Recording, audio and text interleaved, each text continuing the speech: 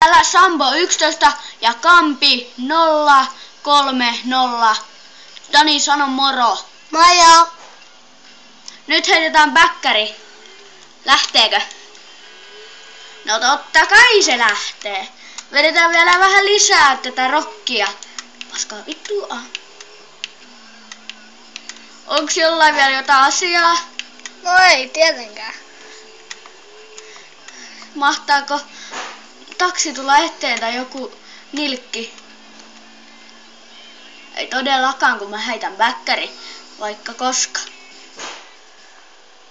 Mulla on tällainen beta, millä mä heitän bäkkärin. Pari kaveria kuvaa ja pikkuveli eli Kampi 03 on täällä myös katsomassa, kun mä kuolen.